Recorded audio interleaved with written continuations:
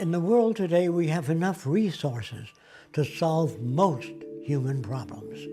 We can build cities, hospitals all over the world if we use resources. But if you conscripted all the money in the world, there's not enough money to build hospitals and housing all over the world and finance the education of students. But we do have enough teachers and enough buildings we can use for universities. We have the resources. Money is an interference because it limits our ability and it limits our dreams. Imagine the possibilities of an unprecedented mobilization of scientific and technical alliances toward problem solving without the interference of money or politics to initiate global unification and restoration. This could easily enable a high standard of living for all. This is what Jacques Fresco had in mind when he proposed a resource-based economy. If our planet ran out of resources, no matter how much gold or money or possessions you had, you could not survive. Our entire survival is based upon resources. The old world is ending. And we have the opportunity to rethink everything. This is a show about the systemic problems in our world. And the real solutions we have today. To transition from an apocalyptic storm of war, scarcity, and ecological collapse. To create an abundantly advanced, collaborative society. That sustains all life. You may think it's an impossible dream. But the alternative is an inevitable nightmare. We're your hosts, Matt Holton, Amanda Smith, and Zachary Marlowe.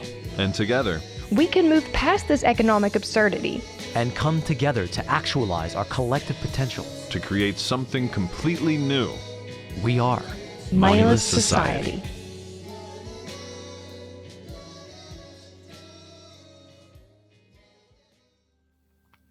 So it's clear that the old system is failing.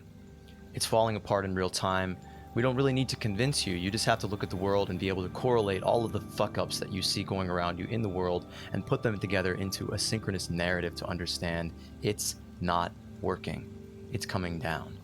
The old systems, the old way of life, the old social order, the old economic system, the political system, all these intertwined mechanisms for managing our resources and controlling our society and keeping us from blowing up are failing us.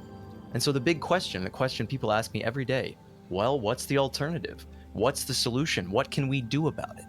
And the term that we've come to, the movement, the vision, the alternative system that is the most coherent, the most requisite for this moment and for the stakes that we are faced with is, as I believe, a resource-based economy, a term coined by Jacques Fresco, who modeled it in the Venus Project, whose plans and blueprints and imaginings and scientific renderings and realistic steps to create this world and create a new system that we can all transition into are, I still think, the greatest and the most sophisticated and advanced to date. So that's the topic of this day's episode. What is a resource-based economy? And so to answer that question, we've brought on a good friend who actually just flew here from Singapore, Aboubakre Haraket, who has started an organization he calls RBE United, Resource-Based Economy United. And so here, that's the topic of today's episode. We're ready to unite and take us there to that new place, that new system, that new way of life. So, Aboubakre, can you define what it is? What is a resource-based economy? So it's an umbrella term that was put together by a man named Jacques Fresco, laid back in the 1960s as part of a project that was then called socio-cyberneering. And the term resource-based economy referred to this idea of an economic system that was based on the natural resources of the land, wherein all the resources are considered common heritage of all the world's people. So another way of, another way of defining it would be to say that a resource-based economy is a socioeconomic alternative to the standard model of capitalist economics. Or that it's a socioeconomic system wherein all the foods and services are available to everyone without the use of money, barter, debts, or servitude. So that's generally what it means. As far as how it is applied, that's a different matter entirely, and that depends on the governance model that you use, and that's sort of a more kind of technical thing that technical challenge that you come across when you're talking about how to apply the idea of resource-based economy to the real world. Like, how would it actually look like? What sort of systems would be used to back it? Would it be something like cryptocurrency, or would it be something else? So, but all of that aside, a resource-based economy in general is an economy that is based on the resources of the land, of the world, and it is a model wherein all the resources are considered common heritage. So there is no capital that is being, invested or accumulated anywhere. I like the term so much, and I think it is a starting point. It's a common like life ground that economics, as we know it, comes from the term oikos, management of a household, and that's not what it's about. It's become the study of money. It's become the study of this abstract process of managing this, effluvium of debt and money and numbers in a computer that really doesn't have a physical referent in reality. It's not connected and tethered to the real resources of the earth. And the word resource doesn't just mean an inventory for exploitation. It means the relationships that we have to land, to wildlife, to our natural habitats, to the life generating real wealth of the world, which is currently being blown up and squandered and turned into dust, to be turned into plastic, to be turned into numbers in a computer. That's what wealth is in this current socioeconomic construct, which has nothing to do with real the ability for us to flourish and to foster real humanity and human values and to meet our needs. That's the crazy thing, that our economic system is life blind. It's blind to our needs. It's blind to the Earth's actual capacities, and that's why we're in this crippling resource overshoot and climate change, because we aren't, we're not playing with any the abacus that we're using to make calculations is just completely untethered from the world. Right. Financial markets have absolutely nothing to do with like the real world as it is. So um, like a tree is only has value for until there's a point that like you tear it down, you destroy it, and create products out of it. Before then, a tree has no value, and in that line of thinking, a human being also, a human being in of itself has no actual value until that human being is applied within the economy to do some laborious task or what have you. And that's generally how life is looked at within the standard model. And yeah, and our challenge is on how basically to move from the current standard model to the alternative. So to take everything that we know, everything that we've learned, and kind of put it together to figure out a pathway and like stepping stones and milestones from where we are now to where we need to be.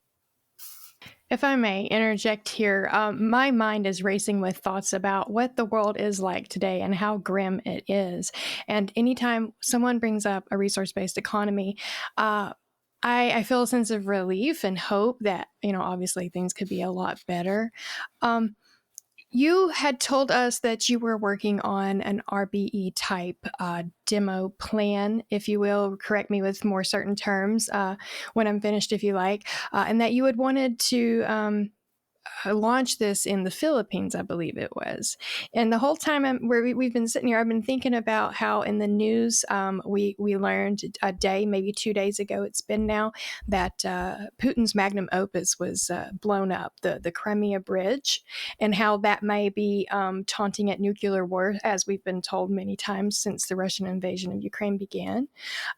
And so with that in mind, and then us talking about the RBE, the contrast that keeps coming to me is how much more peaceful an RBE environment would be. But that is really hard to achieve on a political front, as you touched on a moment ago when you were explaining it, how to apply it in real life and how politics play a part in that. And I've been really curious what you've encountered in the Philippines, or where you've been trying to make a difference and make room and space to start this project. Right. Yeah. There's there isn't much we can do as far as like these big geopolitical issues like Russia, like what's happening between Russia and the United States, or the United States aggressing China and trying to start a global nuclear war for profit reasons. So but like it's we still have to continue operating despite like the threat of like a nuclear Armageddon.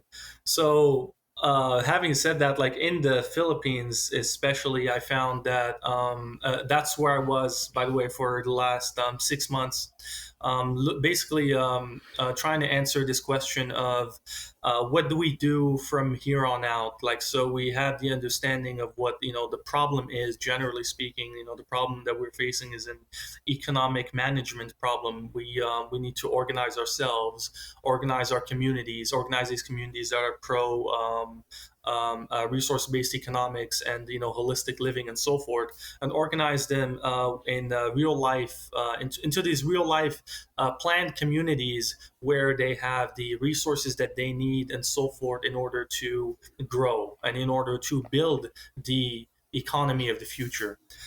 So that's the question that I was trying to answer, and I found that the Philippines is a great place to go as far as putting a project like this together. Despite like there are challenges, and anywhere you try to set up shop, there are going to be challenges. I found, of course, legal challenges and so forth. But all that aside, it is a place that is very rich in resources. It is rich in fish resources. It is rich in a plethora of natural resources.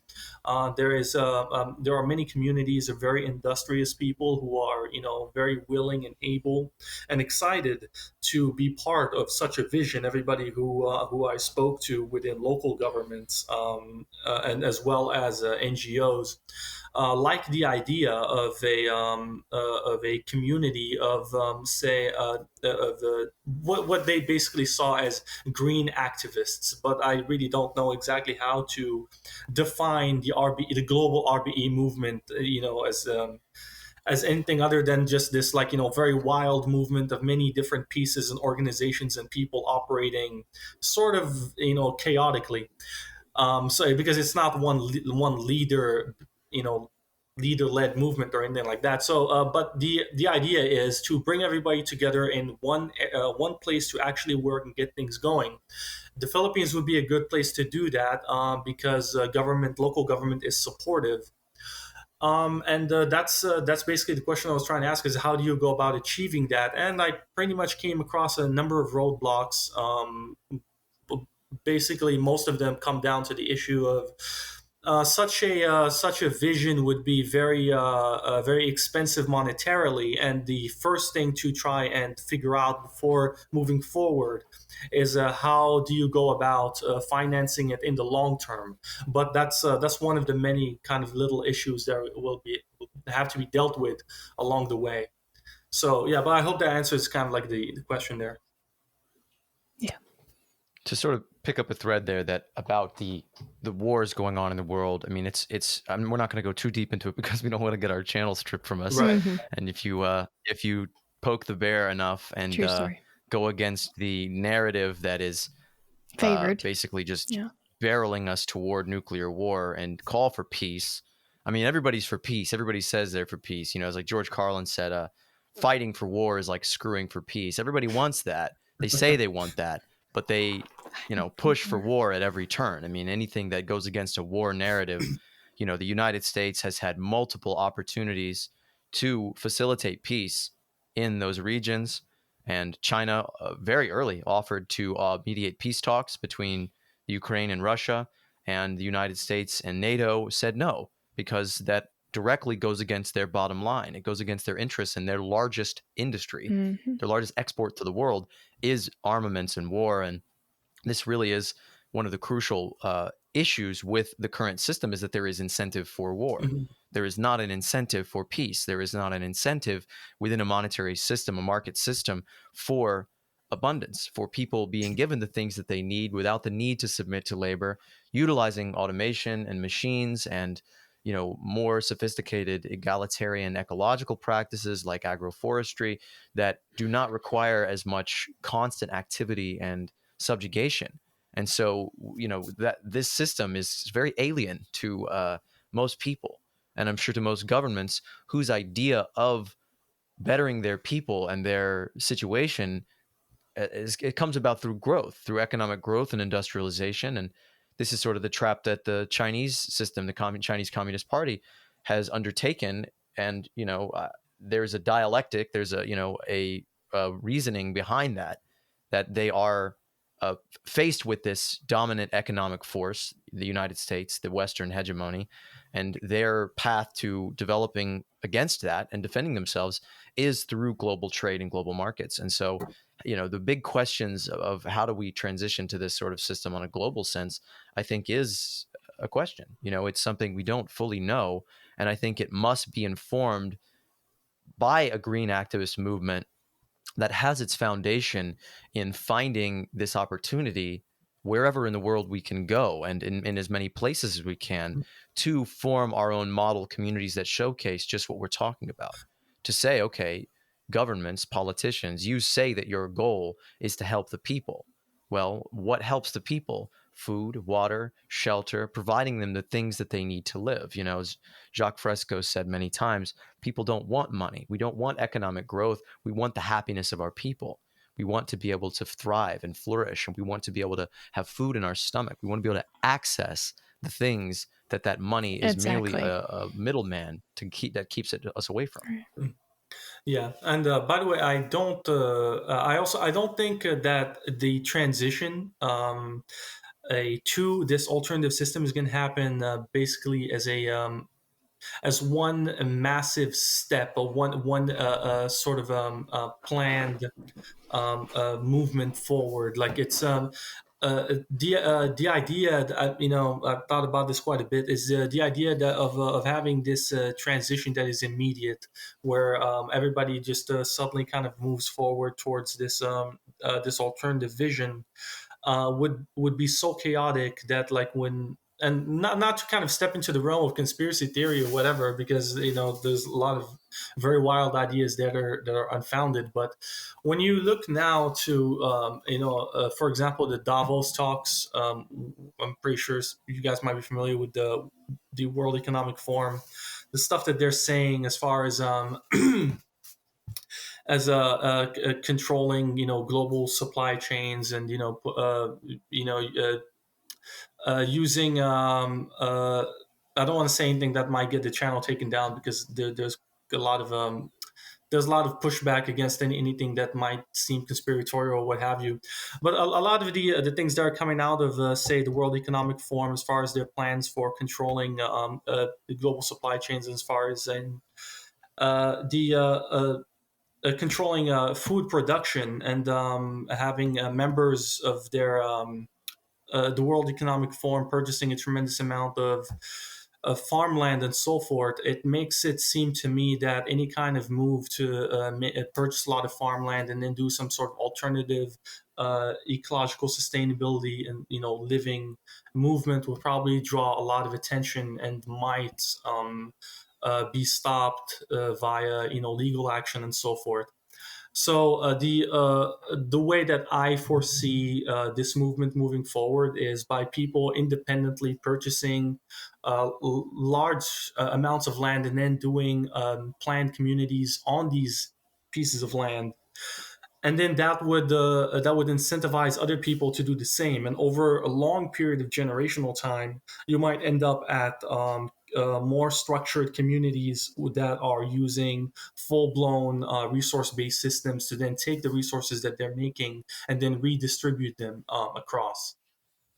But that's just something that I foresee. Could be wrong, of course. Well, but you're brave to look that far ahead, and you make a point that I hadn't heard anyone else make in regards to that simultaneous step forward, such as the TVP asserts that that is the only way that we can all move into a resource-based economy is to do it globally all at once. But you said that would be way too chaotic. That would be way too much all at the same time, pretty much in most general terms. And I hadn't heard anyone point that out before, and I have to admit I hadn't thought about it that way either, and that makes perfect sense. While we don't want to advocate for incrementalism and say that it's okay if this takes decades upon decades upon decades to happen, because obviously it would seem that we don't have that kind of time.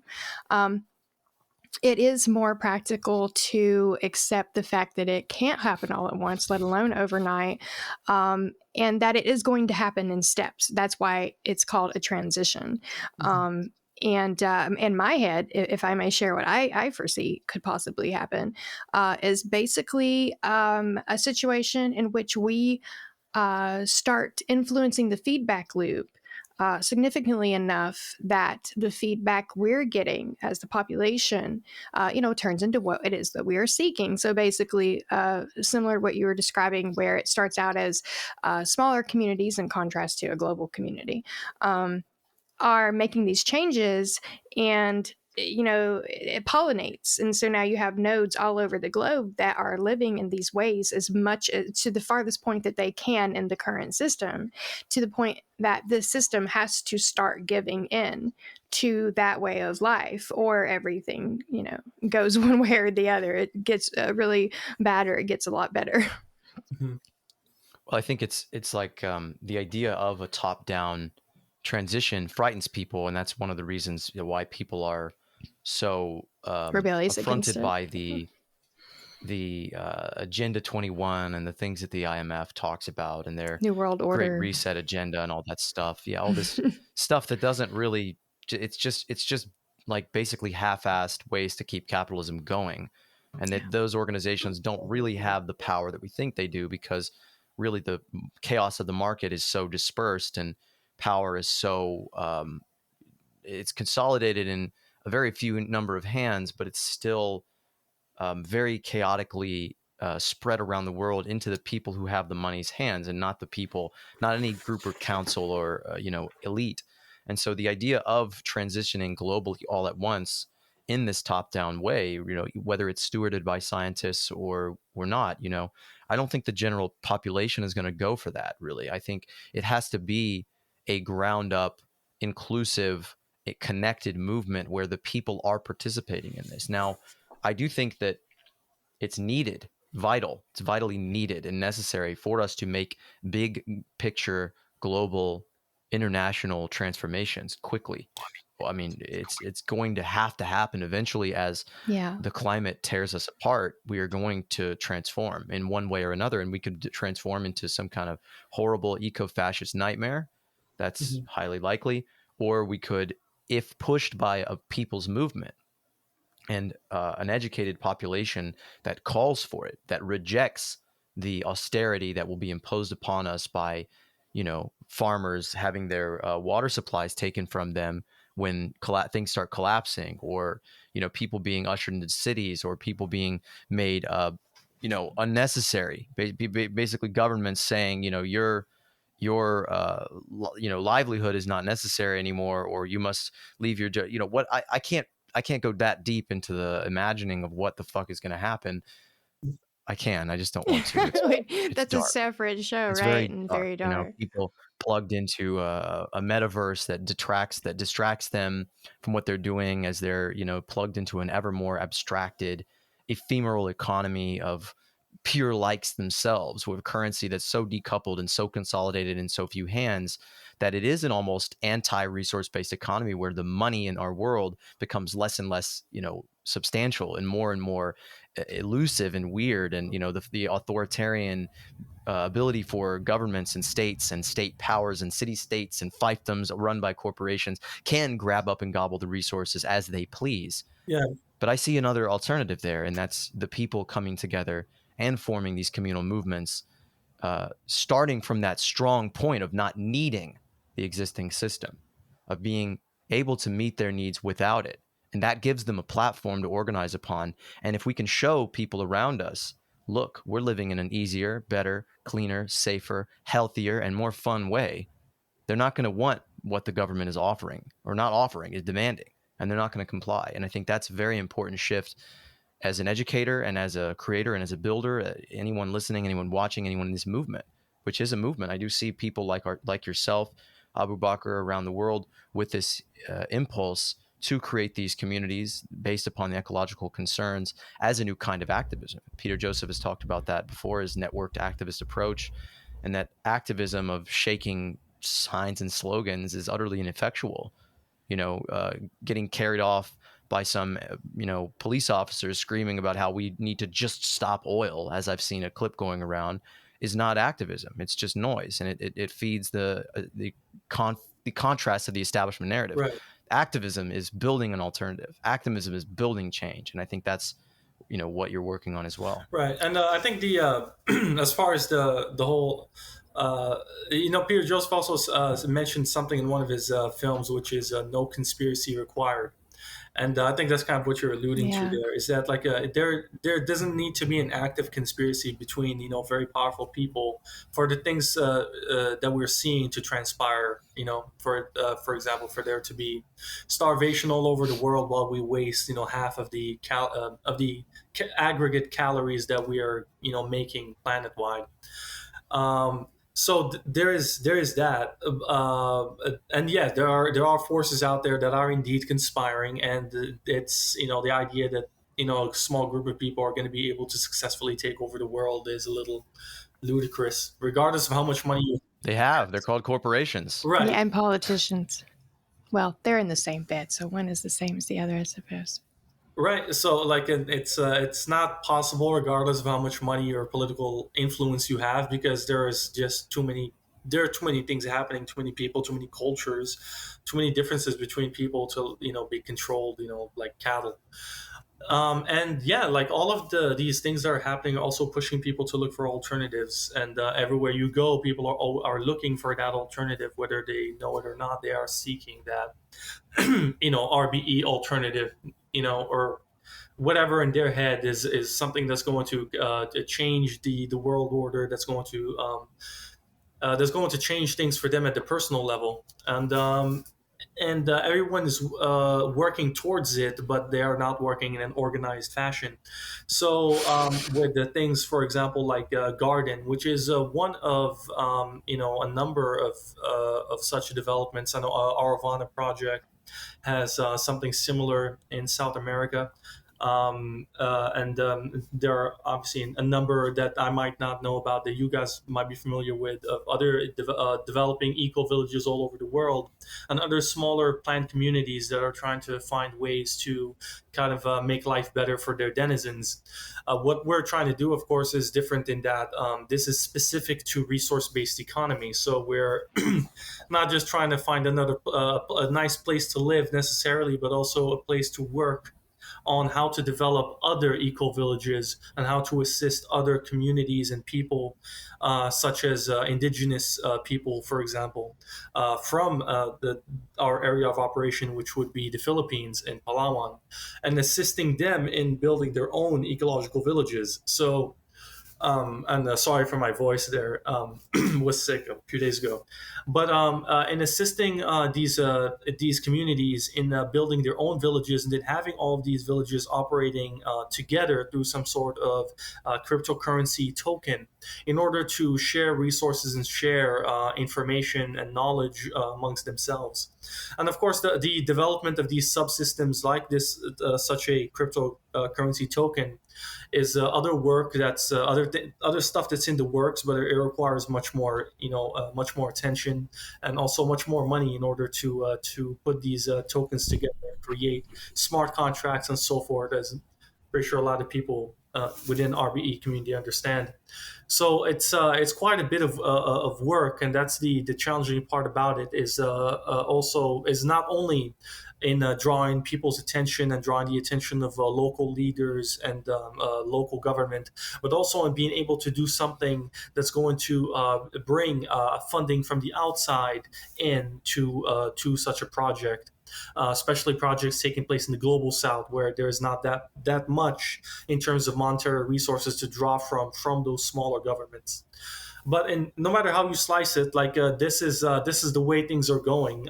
People are moving towards these alternative systems. I think it's a lot smaller scale now than it will be in the future. But definitely, any of us now working on how to put these things together are kind of at the forefront of what the future of local governance and communities are going to be like.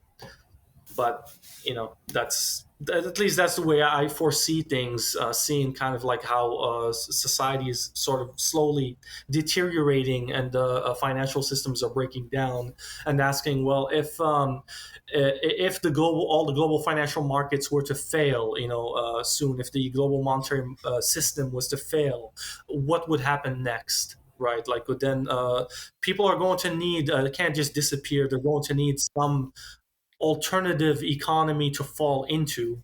So if we begin in establishing at least the basic framework of such a system, then it'll be there when it's needed. A bit of backtracking, but I wanted to point out an irony in all that Marla was saying, and a bit of what you were saying, Bobby. I find it amusing that people would be so resistant to some form of top-down transition into a socioeconomic environment that would literally save our lives and the planet, because obviously we're already allowing people to make decisions about life and death, to blow the world up to smithereens, to churn every bit of our ecological resources into something consumable and marketable. So yeah, I just wanted to point that out, because that always catches me off guard. Like, why do we allow people to do that? Why do we allow people to represent us and make those kinds of decisions, but a top-down, quote-unquote, top-down transition into something that would literally save scores and scores of people and species and the planet itself, But no, I agree that it does need to be a grassroots movement, because even if we had a quote-unquote top-down transition of sorts like that, it would be ineffectual without people realizing these things for themselves on a personal and even cellular level. We've got to shift the paradigm. And if we don't do that, then we're just doing more of the same that we're doing now, which is taking orders and going in whatever direction our influencers tell us to go. I was just going to say that people accept it, or people would be against it, because they're indoctrinated to think that they're not under a one world government of capital in a totalitarian vice grip that is strangling the life out of us every single day, taking more and more and more of our freedom and autonomy in every single aspect of our lives. We're free, right? We're in the freest country in the world. We have a democracy. We have a thriving, robust democracy, and right? Yeah. That's what people think. That is one of our most important roles, is to smash that. And by the way, and to smash people's belief in that. When it comes to specifically to governance, and so people, when we talk about like an alternative economy and so forth, the question always comes up, well, who makes the decisions? And that's a completely valid question. But who makes the decisions? This is a question that's going to be answered by different groups of people in different ways. It doesn't have to be one. It's not just one answer. Who makes the decisions? Well, we're going to have a king, and that's going to be the governance model, and that's all there is. Maybe like in a new world, a new world of human beings organizing themselves and creating new governments and what have you. Maybe one group of people does decide to go the route of fascism. Maybe one group of people does decide to go the route of monarchy, or one group of people does decide to go the route of representative democracy, or whatever. There has to be room for everyone to kind of to go their own route and to be happy with the governance model that they've selected for themselves. So one person in popular media that says this a lot, and is Russell Brand. So Russell Brand is obviously really popular right now, and he has a channel, and he's sometimes talks about these issues, and he'll say things like, we have to have a world where I can be whatever I want, you can be whatever you want. And I think any kind of a world where we can all live tolerate each other, live alongside each other, and live lives without the threat of war and economic sanctions and all these geopolitical problems. It would have to be a world that allows people to try out different governance models and to pick whatever they want. So maybe once you might have an eco village that does decide to go the route of fascism, for example. I can't imagine it, but maybe something like that does happen. The system that you're building has to be able to take that and take the fact that you have people who want to go and live a fascist lifestyle, but not break down, and to be able to tolerate different approaches and different governance models.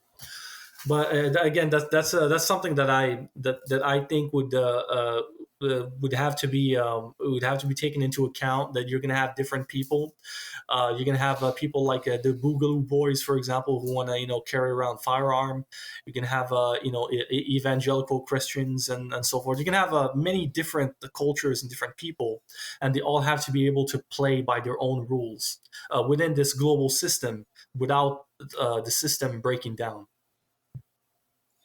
I think part of the problem and the reason that our global system is breaking down is it's decentralized in all the wrong ways and not in the right ways. It's culturally dispersed, and we live in this individualized paradigm that says that your individual personal expression trumps everything else. And I think that that's an attitude that needs to be evolved beyond. We need to understand that a capitalist, so to say like, oh, somebody, we need to have, if somebody wants to be a capitalist, we need to give them the freedom to do that. But being a capitalist means you have the personal freedom yourself to exploit other people's and take their freedom away in a zero-sum game.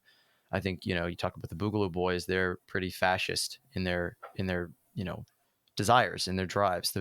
The Christian right is very fascist in their desires. And many of these whole identities merely exist to be a smokescreen and sort of like a distraction or a mythology to perpetuate, blind acceptance of capital, accumulation and domination, and these massive systematic forces that people don't even see, can't touch, much like a god that rule our lives on sheer belief. And I think it's a very difficult question of how do we approach overcoming that. The ideal answer is, of course, education. We educate people so that they're more able to function on a daily basis and evolve out of those values. And I think that the biggest piece of that, the biggest component we come back to, is people must see an alternative and experience it. It can't be hypothetical, in the same way that our monetary system is based upon nonsense, an assumption, a promise, this thing that we believe in, that I can take my money out of my wallet and that it has value, that's a belief. It's a very superstitious notion. And I just think it's so silly that anybody could look at what we're talking about and say it's naive. And it's like, brother, you believe in money. You believe money is real. That is the most superstitious bullshit imaginable. Right? Yeah, you think trickle down economics works, and that we live in a democracy, and that it's just it's all fantasy, and we need to rapidly evolve out of that. And I think the way to do that is to learn by doing. Most people learn by doing, by example. I think about like that sort of a perspective of like a World War II level transformation, that a lot of people accepted forms of sacrifices through a war, in an authoritarian way. And I'm not, of course, calling for an authoritarian transition, but people did accept it, and they were proud of it. And I think about the book Ecotopia a lot, where they intentionally crashed their economy and installed what they call a survival economy. And they talk about how the people in that society were they had to tighten their bootstraps or their shoestrings or whatever. They had to make do with less. They had to struggle and make sacrifices. But ultimately, if people are participating in the building of a new world, they're going to accept those sacrifices, and it's going to be with a thrill, with a sense of adventure, and with, it's like the reason people go to see horror movies, because they need a little bit of that adrenaline in their lives to feel that they're still alive. We are lacking that. We are lacking that sense of connection and adventure and, the struggle, the real struggle in our lives. we have to spook ourselves with fake skeletons once a year just to remind ourselves that our heart is still beating. Yeah, and that is an exciting thing, right? Like is an exciting thing. Like the prospect of actually building an alternative, the prospect of building a new system. That is very exciting. Like when you think about it, and that's kind of the opportunity that we would be giving people if we put our minds together into developing these these platforms for building the alternative. Is that you're giving people the opportunity to not just maybe change their personal lives for the better. Say if you're operating somewhere in the global south where you might be able to give people a better standard of living by working with you, but you're also helping build something for generations to come, something that's going to inspire people to build similar products, similar product is the wrong word, but say similar townships, or build upon it, add solar systems in the future and so forth. And you're giving people like a multi-generational projects to operate within. So I agree. Yeah, what we build today, in all hopes, will benefit someone tomorrow, so to speak. So you were mentioning Russell Brand, and we are talking about leadership and politics. Marlo's talking about connection, and you're talking about excitement. And there's the mention of adrenaline. And I'm thinking, how exciting would it be to get somebody like Russell Brand roped into one of these conversations? So often, myself, and I've heard Marlo mention it too, it frustrates us to see people such as Russell, with the platform that he has, come so close to opening up that dialogue on his platform about what if money wasn't a thing. A lot of these personalities, like Jason, I want to say Jason Hickel, he's got the books, he's got the Twitter, and he's got all the right ideas. Never heard him say, what if money wasn't a thing? Everybody comes so close. Mm-hmm. But I'm bringing up Russell Brand because he made a tweet recently, and it said, do we have the right systems and leaders in place to change the world? I think the answer is obvious. Mine/Moso's reply to that was, do we need leaders in the conventional sense, or do we need to do away with the hierarchical structures, inherently removing class stratification and laying the foundation for true equality and democracy? Hey, I sent Russell Brand an email myself. Yeah. So I did. I'll cross my fingers for you. That's right. I did send the emails out to people that I thought would be interested in the work that we're doing with RBE United and building the Garden Eco Village and Research Center, and it was him and a number of other people that I thought might be interested. But you would think individuals who are looking for the alternative ought to advertise that alternative. But I think it's also like with popularizing this idea, it'll be easier once there are more popular people talking about it, such as Russell Brand. But it's also just getting a large number of people within social media kind of bouncing these ideas back and forth would be enough to maybe spark a global conversation. The issue with connecting with these celebrities, these people in this sort of big platform, this who have this real power to change people's lives with one sentence uttered on their large show and things like that, is that it all gets back into one of the main problems with the class structure that negatively affects rich people is that there's very few rich people compared to the non-rich. And so they live in a small community, they live in a small world that's isolated, and in some senses has to be, because you can't just open your doors to all these millions of people that have this parasocial relationship with you where they know your name, they know all about you, you know nothing about them. And it would probably break your mind to like have this X-Men like Charles Xavier like connection of empathy and understanding of all these people's lives. It would blow your head up. It literally would. And so we are often kept from ideas that would enlighten us and would free us and would inspire and excite us, because there simply aren't able to penetrate through that structure. You're not able to get through the agents and the organization and the emails. I mean, people like that get millions of emails a day, or I don't know how many emails they get, but they get tons of people trying to get their ear and pitch something and sell something to them. and ride their coattails. And this is one of the main issues with wealth, is that, and it's why it insulates people's minds and it rots their brains, is because you need to shut yourself off to more and more and more percentage of humanity so that you can focus on just keeping your mental space clear. And, no, like if the wealthy can't trust, really. Money is antitrust. It's the most antitrust thing in the world. Every time you use money, you're reinforcing the story that we are separate. Our needs are separate. Our intentions and goals and lives and existences are separate every time you do it. You just wonderfully described how social media isn't a tool of connection. Saying that you have to cut yourself off more and more from people, and how especially the hierarchy profiles, if you will, such as celebrities, how they are inundated with outreach, and that is physically and emotionally impossible to completely capacitate. And that causes you to shut people out. Social media is the opposite of connection in that sense, actually.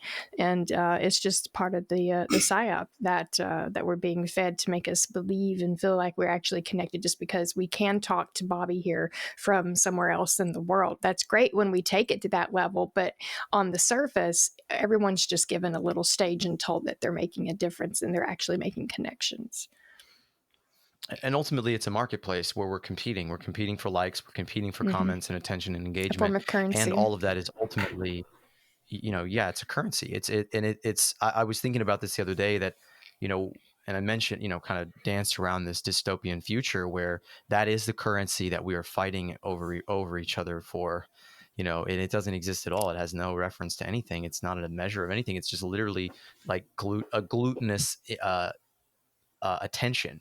It's just like attention and credibility that people will say, oh, he has a lot of likes, he must be doing something right. And that's very toxic to us on a social level. And I'm sure that people in the 1% or the celebrity class or whatever they are, would like to be able to trust more, would like to be able to live in a world where they don't have to go around with bodyguards and managers and all these people keeping them from that. And that's an unfortunate side effect of our society that worships the individual so heavily that great artists and great thinkers and speakers and ideas aren't able to move through society efficiently because of the regressive algorithmic sort of flow of information and the inability for brilliant people to be able to, we don't have a mechanism that's looking for good ideas.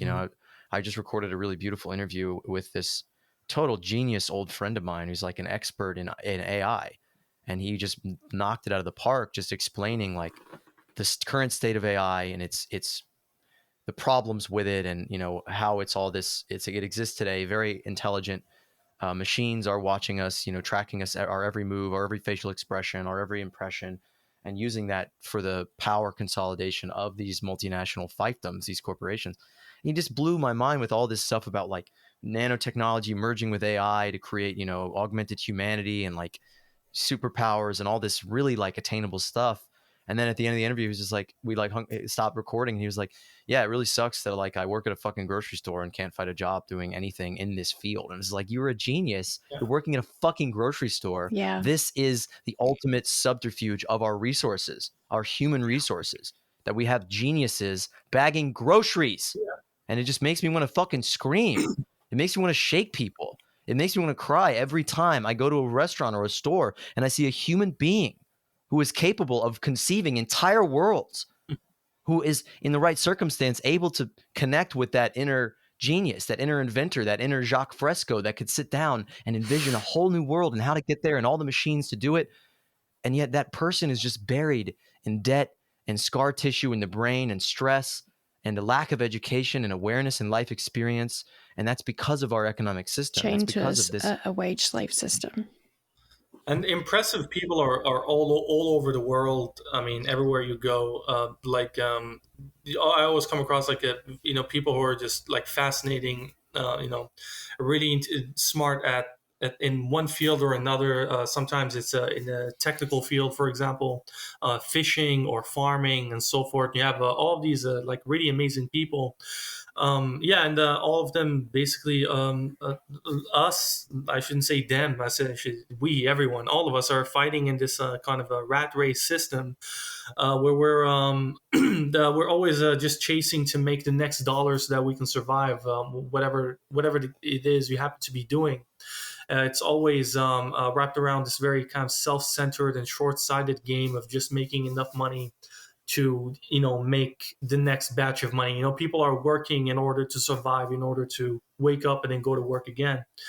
And it's, yeah, like you say, a tremendous amount of mental capital being wasted, because if a sensible economy would take all of this mental capital and take all of this labor and then place it in areas where it's going to generate the most benefit to society. And yeah, like since our system, the one we happen to be born into, isn't that, we have to create something else to transition into. The challenge now is, with creating something that we are going to transition into, that itself, I found the biggest roadblock is it requires a tremendous amount of monetary resources to actually do it. So what I find is, there are a number of groups of people that are in their own individual ways trying to sort of push the envelope, create something new, but they're all stuck in the same system. They're all stuck in either waiting for grants or just fighting to make ends meet, or their members trying to fighting to make ends meet.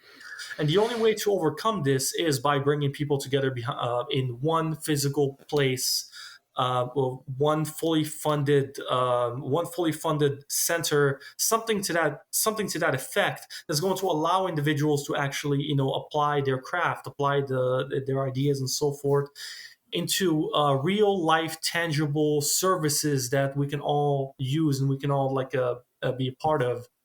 I think cryptocurrency goes a long way towards making this a reality. We've talked to an individual, just ourselves last time, Ramzi Bajirami, who's came up with a really amazing accountability model. And I'm not going to speak too much about it here, because I think people should go and watch that episode with him talking about it to understand it in more detail. But creating these alternative technical systems that can run full societies. And if we don't kind of all come together and work on it, I think it's a great missed opportunity. But in order for us to come together and work on it will also require a tremendous amount of monetary resource, fundraising, and so forth, which I think the community can ultimately achieve. It's just going to take the right amount of I think the right leadership and the right the right kind of push, the right kind of social push and social intrinsic desire for it to happen. And I don't think that desire exists yet. I think it existed back with the Occupy movement back in 2008. I think it's coming back, but that's the sort of energy that we're going to need to kind of take a step forward on these projects. And there are a lot of them at this point. Yeah, I was just going to say that the amount of resources we need really pales in comparison to the amount that people feed into charities, trying to, give people a peanut butter and jelly sandwich who are living on the street, or whatever the ways of perpetually suturing the wound, the gaping and unending and perpetually reopening wound that's just being stabbed repeatedly by this automatic stabbing machine that stabs faster and more all the time. That is capitalism, that's killing us and cutting us apart and causing more problems every second of every day. That a machine, we have this charity industrial complex, the nonprofit industrial complex of all these groups and organizations and charitable individuals and philanthropists that care. They clearly care. They clearly see that there are problems in the world. It's not that they don't have a heart. It's just that they're not seeing that it's a systematic process, that all their energy and resources are not going into more efficacious and efficient means of providing people with the thing that they're most lacking. Which, as a person who has spent hundreds of hours of my life feeding unhoused neighbors, volunteering and donating and, not donating money, but because I never had any of that, but donating my time and energy to helping people, the thing people really need isn't even just housing. It isn't even just food. It's never like giving a sandwich to an unhoused person is always like kind of more beneficial to the person giving than it is to the person getting. And that might sound crazy, but it's because, you can always find food. It's hard to find. It sucks to be hungry, but like what people really need is society. People really need community. They need wraparound services, mental health. They need to be given a sense of purpose and self-esteem Yep. and value. They need to be given room to grow and expand. They need community. They need safety. They need all kinds of things that you just can't give them piecemeal. You can't disperse it into a million different little charities to fix the issue that is not even discussed, which is the system itself. It's just what we're trying to create as one of those organizations in that nonprofit industrial complex, trying to expand out our organization to become a mechanism of allowing people to help people in an online, in a dispersed way, and giving people, a resource hub where they can meet each other and share skills and information and knowledge and care and support, and create groups for group therapy, and like Capitalists Anonymous, where we can move past our values and educate each other and help each other out in as many ways we can, share resources, but also work to expand this advocacy network and this product that we're selling, which is a worldview and a hope that there is a better way to live, to ultimately raise the funds and the people necessary and the resources, the human resources, to make these communities happen. And I think that's the drive that we really need to put more and more and more effort into, and bring more and more people like yourself together, Aboubakre, so that we can make that transition happen. And we can build institutions and structures and social systems that can make these things happen.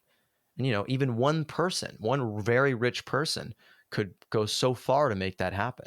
Instead of donating, X percentage of their salary every month of whatever, they can, help us get land in this lump sum, and we can work together to make it into something that will perpetually regenerate and that will perpetually provide that ROI, that return on investment, which is human betterment, which is innovation, which is saving people from suicide and depression and alienation, and creating community and growing food, and meeting all these needs simultaneously in this new way that we're sitting under.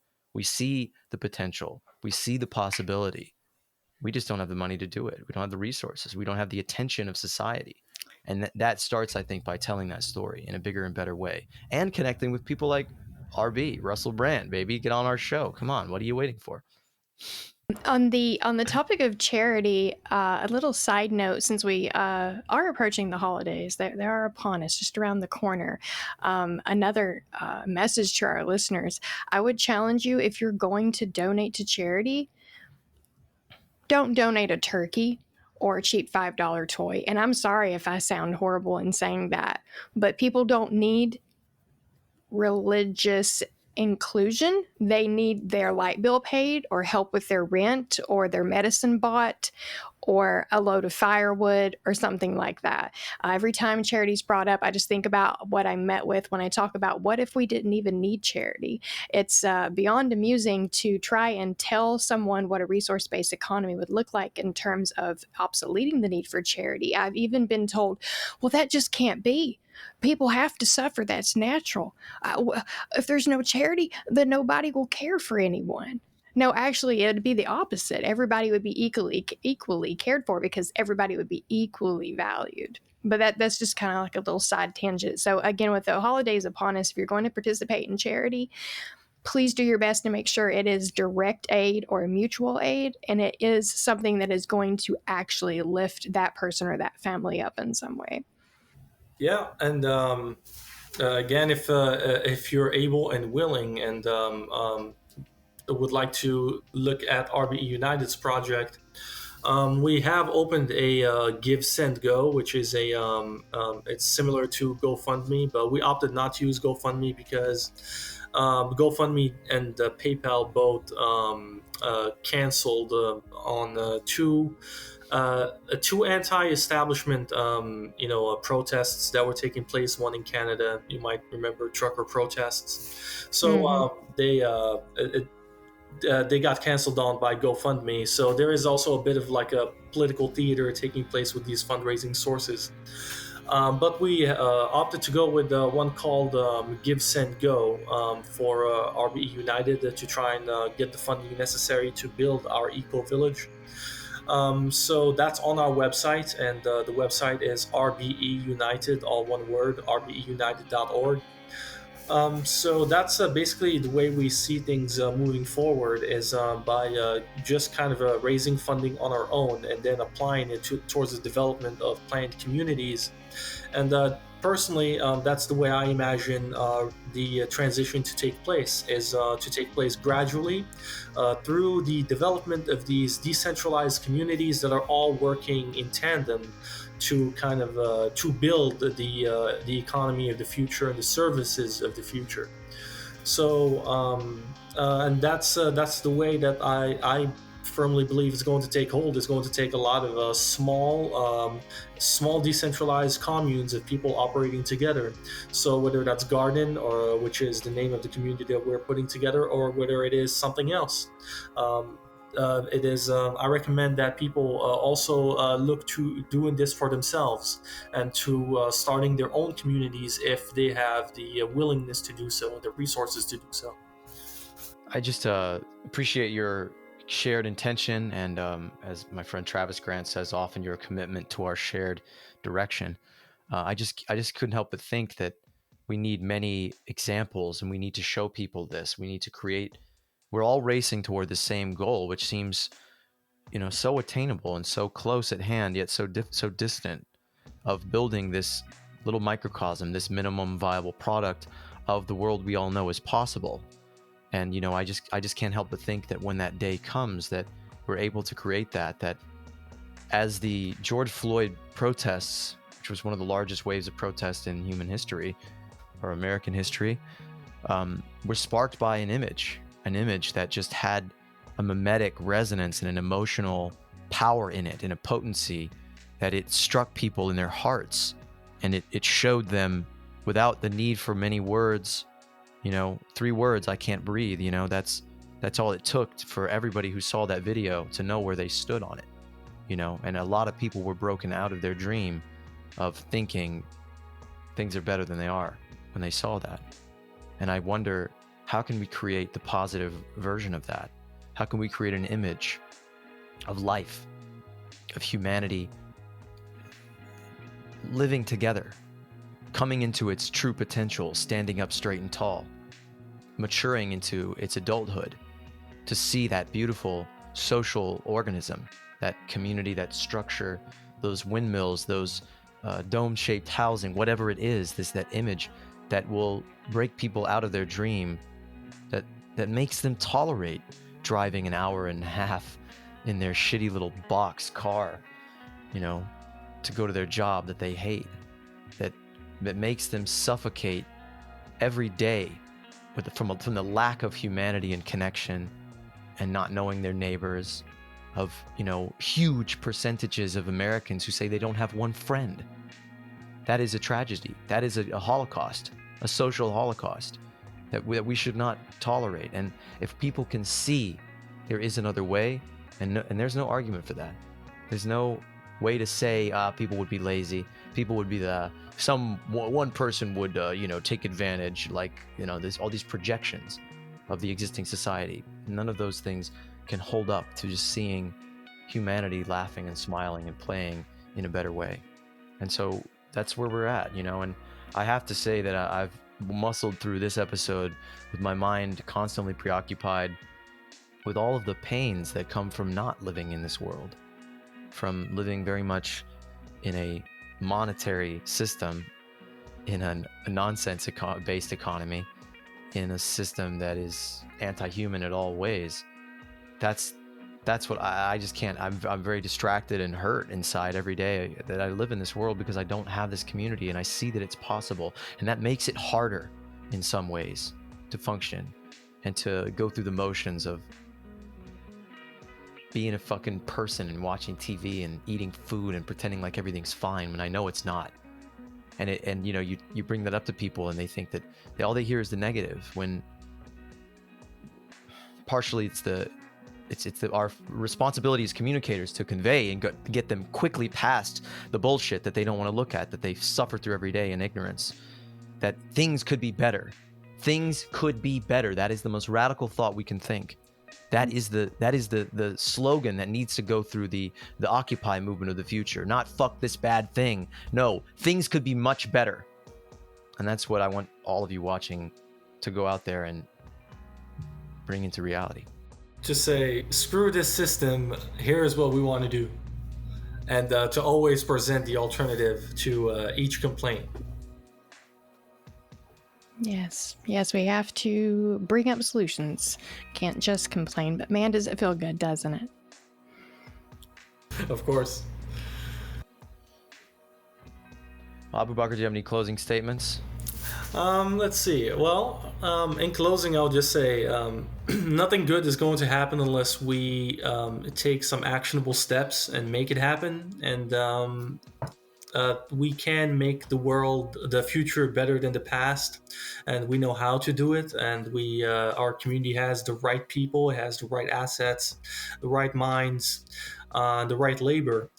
We have everything we need to actually transition along to a resource-based economy. We just need to come together and do it, and we need to always look towards actions that are actionable and actions that are going to bring us closer to a transition than further away from it. And that comes with togetherness, and then developing systems by which we can be together, and by keeping that in mind and continuing to talk about a better future, and one that is actionable and within our grasp.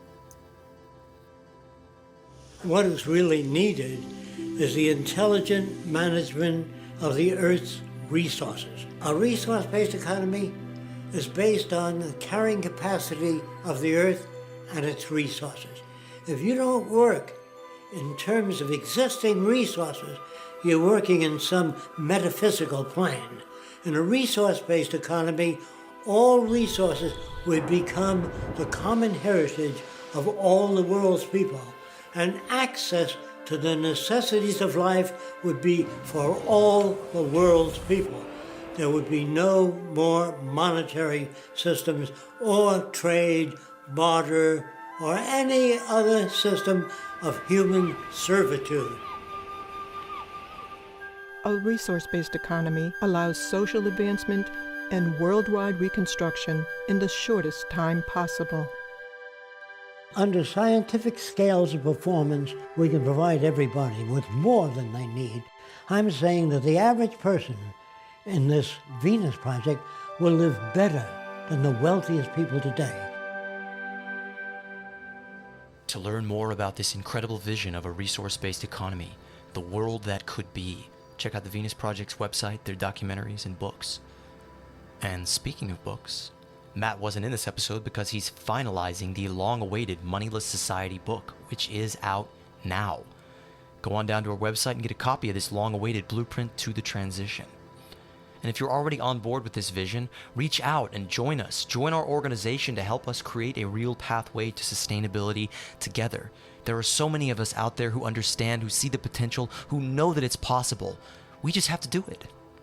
We can't sit around waiting for this system to collapse or for the culture to catch up to us. Enough of us get it. Enough of us see the potentials and have the skills, the knowledge, the science, and the understanding to make it happen. We just have to come together and do it. That's what our organization and our movement is about. Building steps to that beautiful vision that Jacques Fresco spent his entire life developing. And finally, creating that future world today.